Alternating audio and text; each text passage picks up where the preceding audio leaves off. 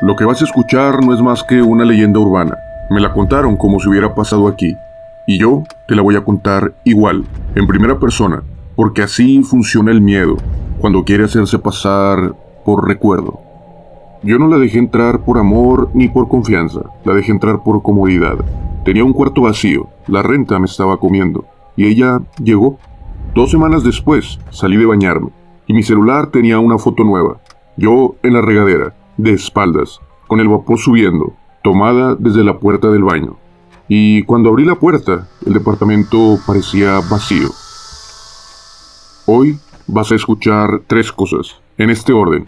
Primero, cómo la conocí y cómo la advertencia venía servida desde el principio. Segundo, cómo algo que empezó como coincidencias se volvió un acoso metódico. Tercero, el momento en que intenté verificar lo básico, quién es, de dónde salió, cómo consiguió acceso, y encontré una contradicción que no se arregla con seguro, esto fue un malentendido. Porque lo aterrador no es verla, lo aterrador es entender que alguien puede convertir tu casa en un infierno. Aquí te dejo el primer pago. Yo estaba contando lo del cuarto vacío con unos compañeros. La idea de rentarlo para bajar costos y así tener un poquito de margen para cuando menos salir. Uno de ellos se quedó bastante serio y me dijo: ni se te ocurra meter a la chava que anda buscando con quién quedarse. Se ve súper rara. Me reí porque pensé que estaba exagerando. Incluso pensé, mejor, una roomie mujer y así menos broncas. Ese mismo día, saliendo de clases, una chava se me empareja como si ya me conociera. ¿Tú estás buscando roomie?, me pregunta. Me quedé helado. Yo no había puesto anuncio, no había publicado nada. Pero ella ya traía una maleta chica, como si la decisión ya estuviera tomada. Y a mí solo me tocara abrirle la puerta. Esa noche entendí que no era rara, era precisa. Has llegado a Expedientes, una sección de Archivo 42. Expediente 012. Te encontré.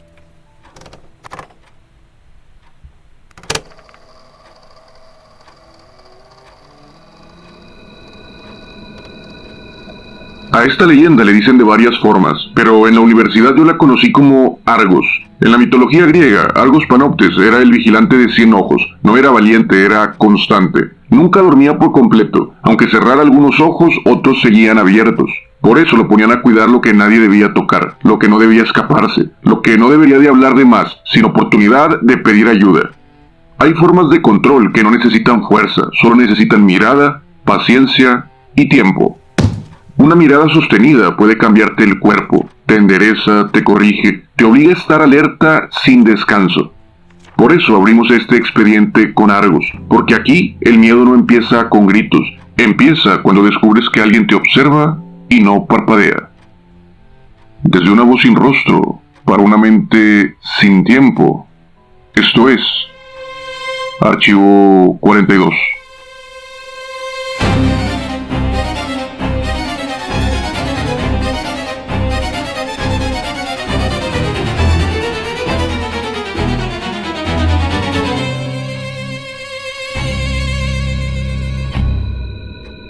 El terror no se asomó desde el principio, hubo más bien alivio. Tenía un cuarto vacío y una renta que no perdona. Cuando ella llegó con su maleta chica y esa calma perfecta, yo simplemente pensé, por fin, una solución limpia, alguien que paga y duerme. Y por semanas eso fue exactamente lo que pasó. Pagaba lo que le tocaba, no invadía, no hacía ruido, no traía visitas, todo estaba bastante bien. De hecho, lo que más me gustaba era esa sensación de que el depa funcionaba. 2 horarios, 2 rutinas, 2 personas que se estorban poco. Hasta me cayó bien. En ratos hablábamos en la cocina, 2 frases, solo lo básico, y ya. Una noche, en una de esas conversaciones largas que no planeas, se dio cierta cercanía. Nada romántico, nada historia de amor, solo estar ahí. Un poco de alcohol, un silencio cómodo y la sensación de que la vida se estaba acomodando. Pues hubo intimidad, breve, sin drama y sin promesas. A mí, si soy completamente honesto, no me movió tanto. Yo lo leí como una coincidencia. 2 personas que se encuentran en el lugar y el momento quizá equivocados y dejan que pase algo más. Un error de esos que no rompen nada, si nadie los convierte en un tema. Al día siguiente ella actuó como si no hubiera pasado, igual de correcta, igual de tranquila.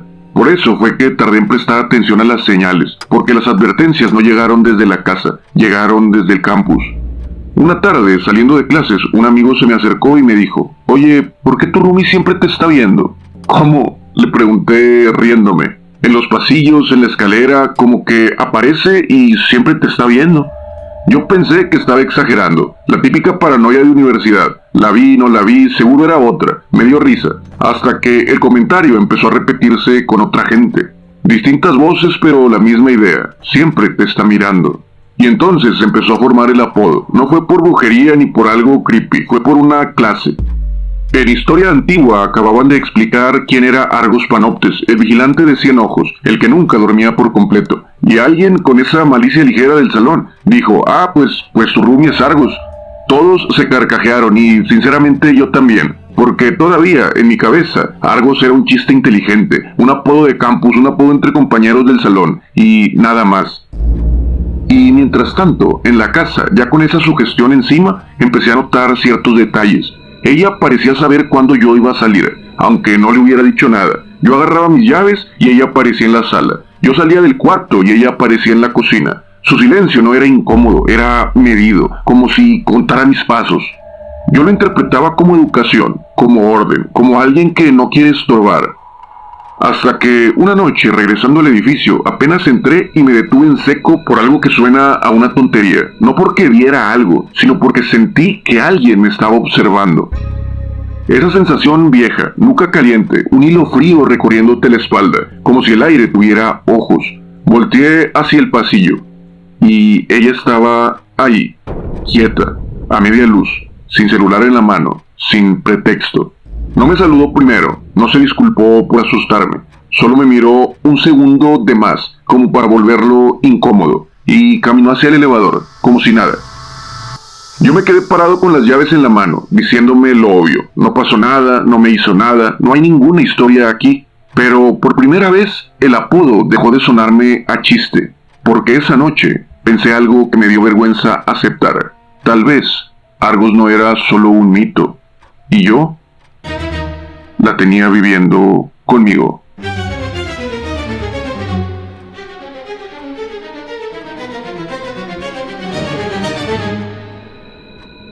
Como te decía, al principio el apodo de Argos era solamente una broma, como esa clase de chiste que te da risa hasta que te lo repiten demasiadas veces, porque empezaron a dejar de ser solo mis amigos cercanos los que me advertían. Una compañera de clase me lo dijo un día en la fila de la cafetería sin ninguna risa: «Oye, ¿tu roomie lleva alguna clase contigo?» «No». «¿Por qué?» «Porque la vi afuera del salón, parada, viéndote, y cuando volteé a ver si era ella, ya no estaba». Otro día, en la escalera del edificio de aulas, un vato me alcanzó y me soltó algo tranquilo, como que no quiere meterse en problemas. Me dijo: «No lo tomes a mal, pero esa chava se aparece donde no debería». Y luego bajó un poco la voz, como que te anda cuidando o marcando. Ponte al tiro. Yo les decía a todos lo mismo: seguro que estás exagerando, seguro te confundiste, seguro que viste a otra persona.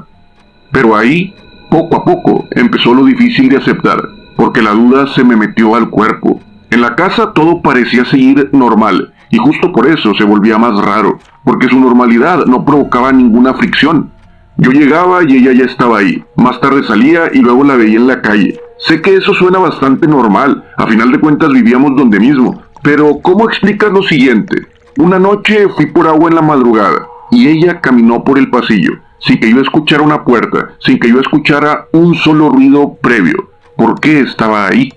No era precisamente que se escondiera, era que no anunciaba su presencia, pero empecé a sentirla en todo momento. Una noche yo estaba en la sala viendo una película en la laptop, me puse los audífonos, de pronto sentí esa nuca caliente otra vez. Me quité el audífono derecho, silencio, levanté la vista hacia el pasillo, no vi a nadie. Y justo cuando me volví a poner el audífono, escuché algo mínimo del lado del baño, un roce, como una uña rascando plástico, una vez y ya. Se me erizó la piel por una estupidez, porque no era un golpe, no era una puerta, no era un susto tal cual, era alguien demostrando que estaba ahí. Me levanté y caminé al baño, la puerta estaba cerrada, entonces toqué. ¿Estás ahí? Nadie contestó. Abrí entonces de golpe, el baño estaba vacío. Me quedé parado sintiéndome bastante ridículo. Volví a la sala, me senté y me forcé a pensar como adulto. Esto es solo sugestión, esto es solo el apodo que se está metiendo en mi mente. Esto es paranoia prestada por mis amigos y compañeros. Fue en ese punto, cuando yo estaba intentando calmarme, que apareció el primer dato que simplemente no se puede discutir. La película se trabó, el wifi se cayó un segundo y volvió. Después se volvió a caer. Abrí entonces la app del módem, más por coraje que por miedo, y ahí vi la lista de dispositivos conectados, donde normalmente ves los nombres de los equipos de la televisión, de los videojuegos, etc. Y ahí, entre todos esos nombres normales, había uno que yo no reconocía. Un nombre limpio y casi burlón. Argos.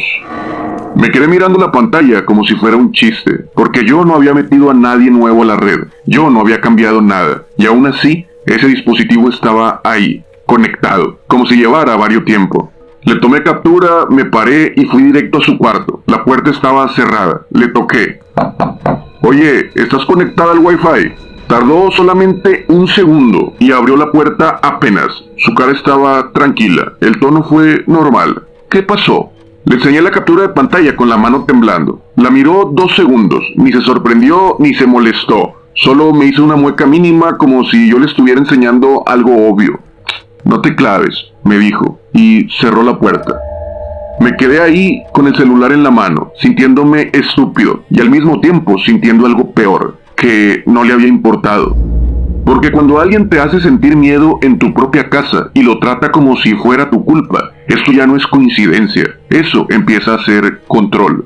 Esa noche no dormí por completo, y por primera vez entendí por qué, en el mito, Argos siempre tenía los ojos abiertos. Porque está esperando el momento en que cierres los tuyos.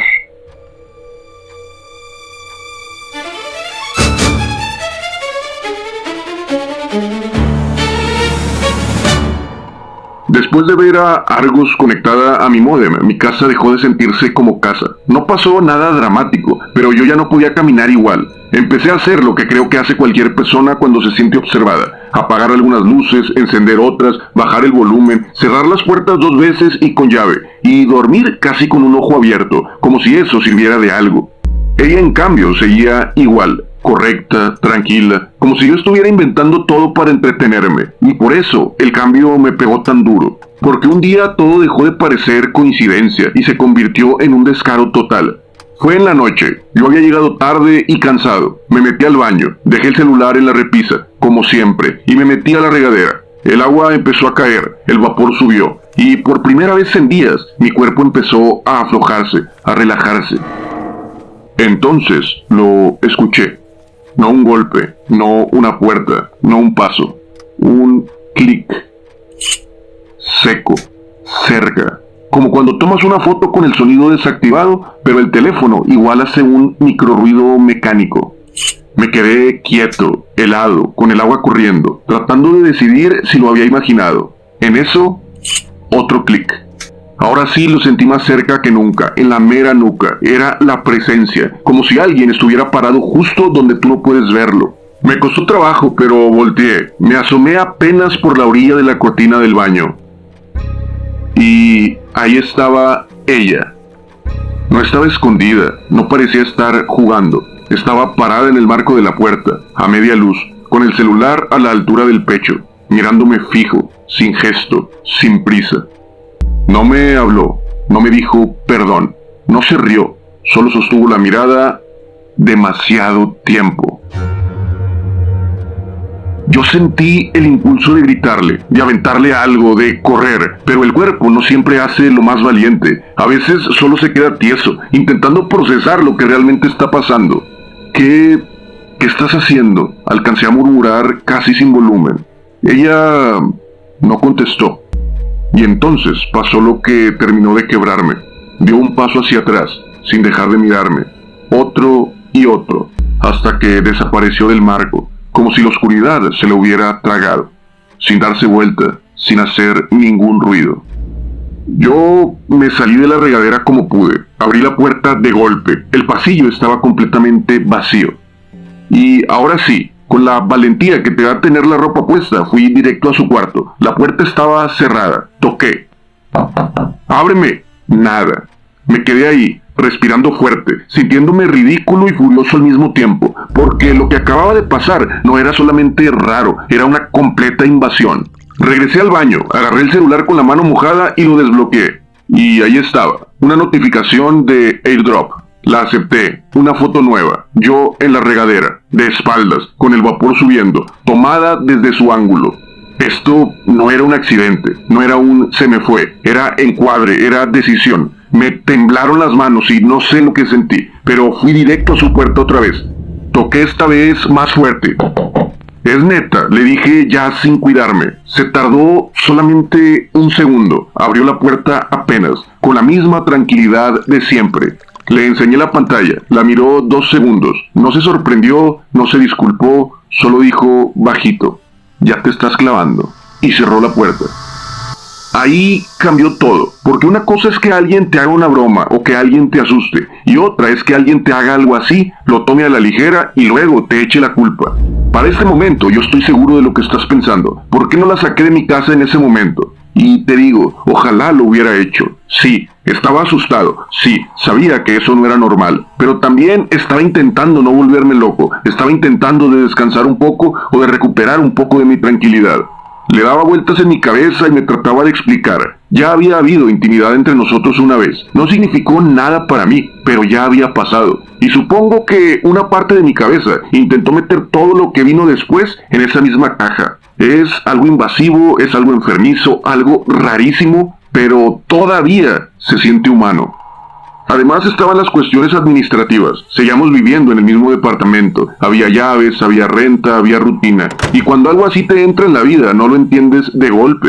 Necesitas un tiempo para asimilarlo. Entonces primero lo administras, primero te dices, mañana hablo, mañana pongo límites, y ya después la saco.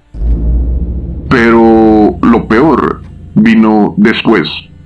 Porque a partir de esa noche, dejó de esconderse.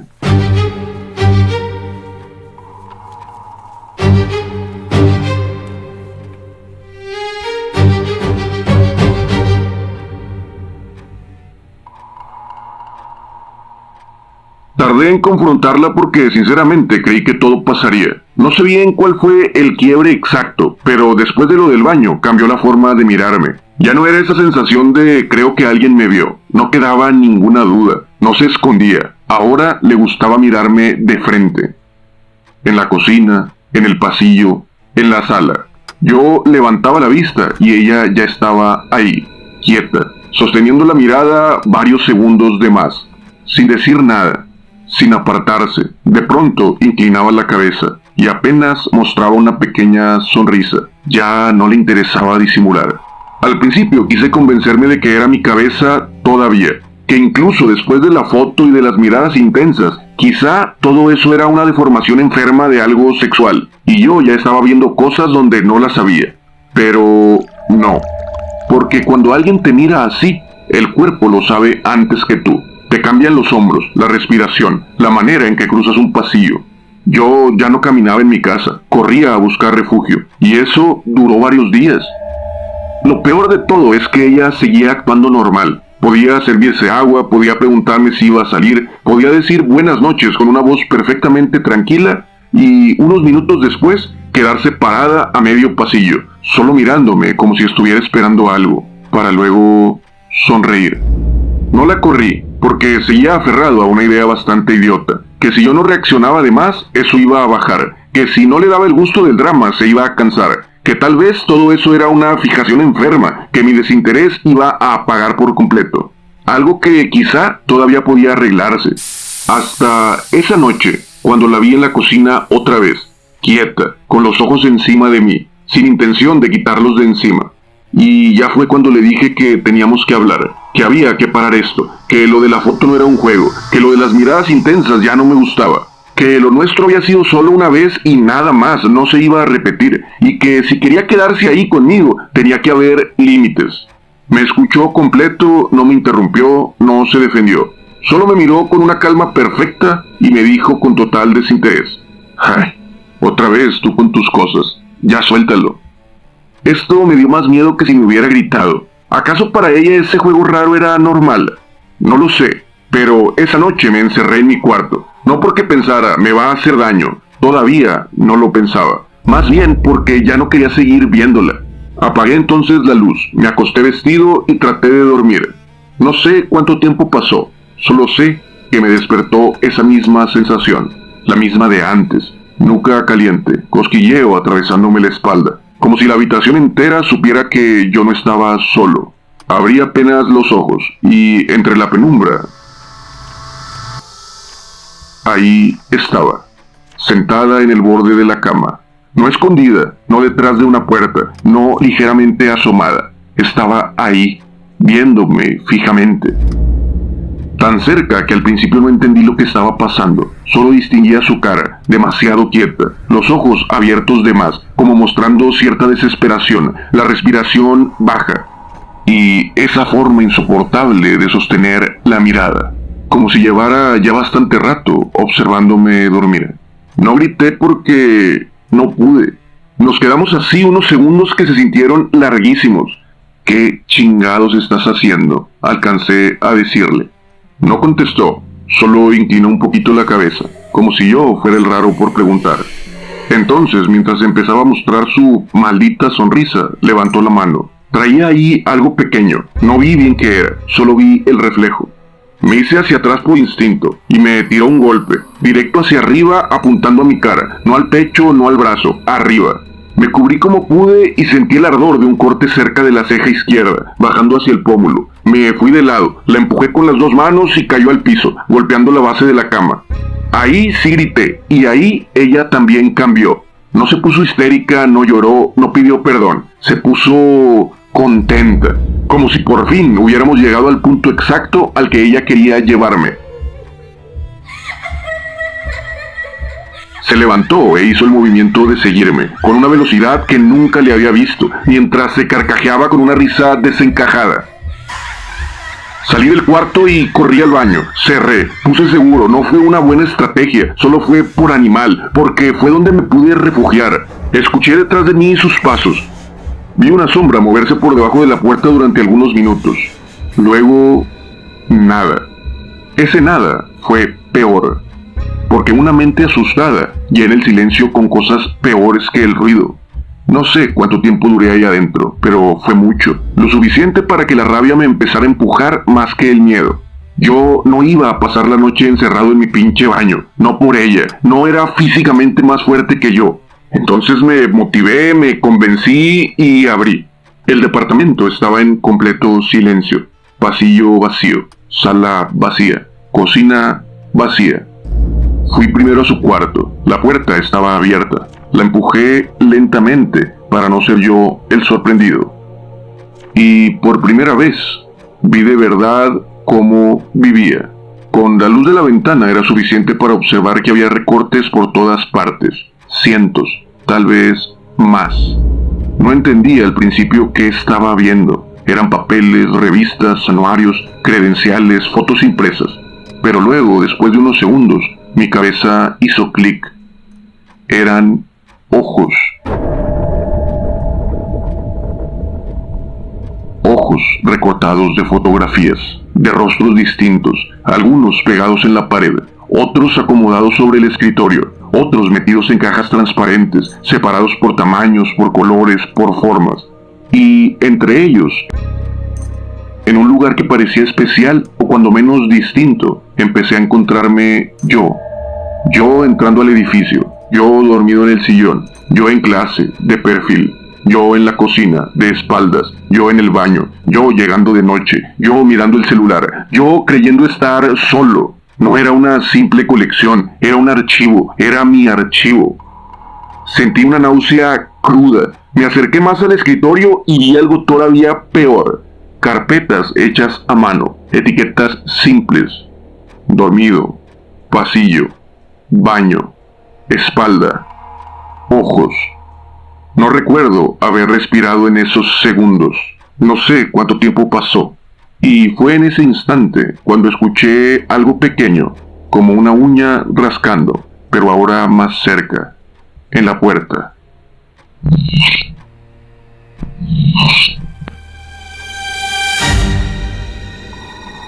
Por instinto me giré y ahí estaba. No sé cuánto tiempo llevaba ahí. Tenía la cabeza apenas ladeada, los ojos puestos fijamente en mí, y la sonrisa totalmente enloquecida. Alcancé apenas a ver algo en su mano. No chingues, fue lo único que me salió. No avanzó hacia mí de golpe, eso habría sido más fácil. Dio primero un paso corto, luego otro, como si supiera que ya no hacía falta correr, que me tenía acorralado, como si el cuarto ya hubiera hecho por ella la parte más importante.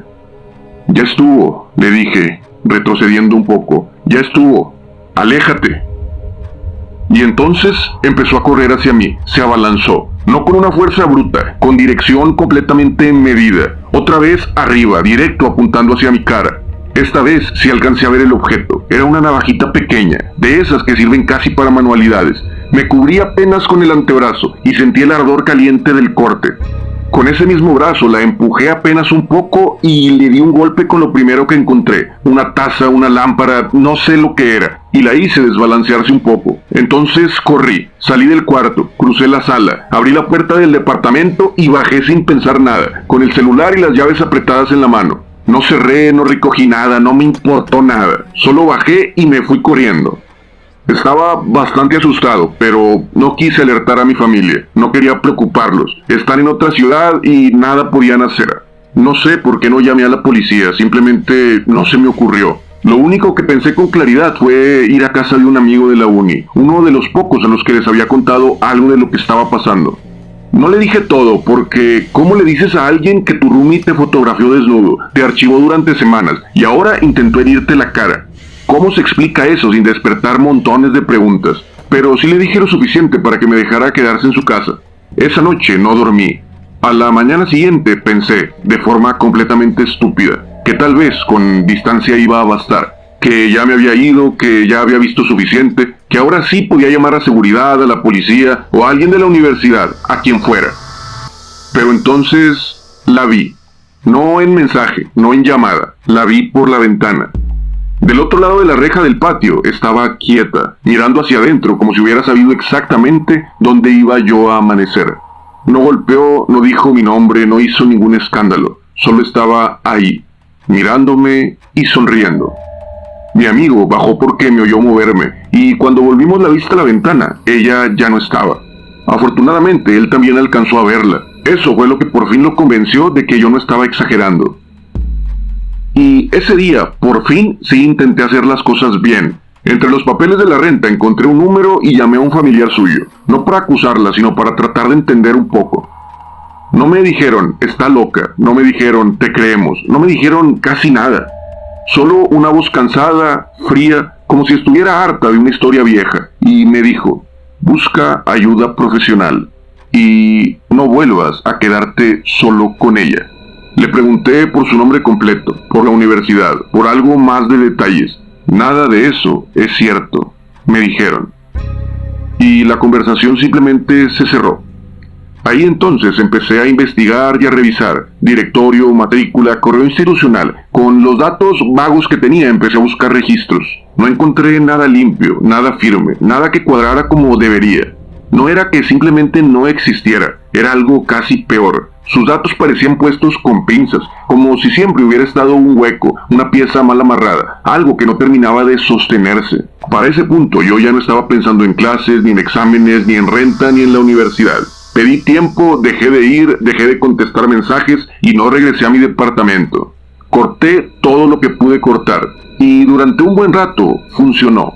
No la vi, no la sentí, no apareció. Lo suficiente como para cometer el error más viejo de todos. Pensar que todo ya había terminado. No sé cuánto pasó en verdad, días, tal vez semanas o un par de meses, hasta que una tarde entablé una conversación con mis amigos. Les pedí que fueran al departamento por mis cosas y que después me las entregaran. Lo acordaríamos.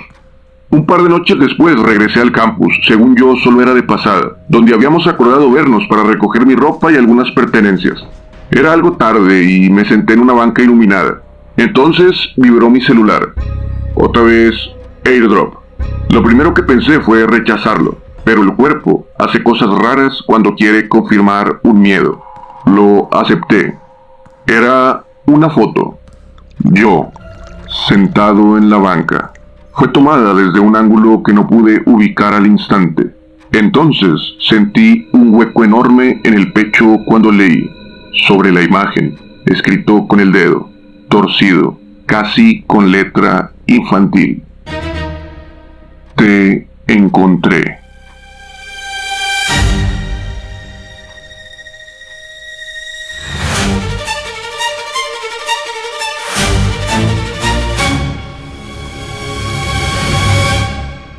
Argos. En el mito, Argos Panoptes era el vigilante de 100 ojos. No lo eligieron por fuerza, lo eligieron por constancia, porque a alguien así se le escapa poco, y por eso abrimos este expediente con ese nombre. Porque lo que aterra aquí no es el grito ni la fuerza, es la vigilancia, la paciencia, robarte la tranquilidad de sentirte solo en cualquier momento. Y hay un detalle que se queda pegado después de escuchar historias como esta. Ese escalofrío en la nuca, ese hilo frío que te cruza la espalda cuando el instinto te dice, te están mirando. A veces no es nada. Cansancio, sugestión, paranoia o miedos infundados. Pero a veces es Argos. Ahora dime, antes de cerrar este archivo, ¿qué vas a hacer la próxima vez que sientas que alguien te está observando? Hay historias que nacen para dar respuestas y otras que solo existen para que no tengamos que cargar a solas con el peso de las preguntas. Esta fue una de esas. Si llegaste hasta aquí, ya hiciste lo más difícil: sostener la incomodidad sin apartar la mirada. Si quieres, el último gesto es simple: compártelo. Nos encuentras en todas las redes sociales como Archivo 42, donde la mirada se puede convertir en jaula. No lo dije todo. No me creas nada. Nos escuchamos en el próximo archivo.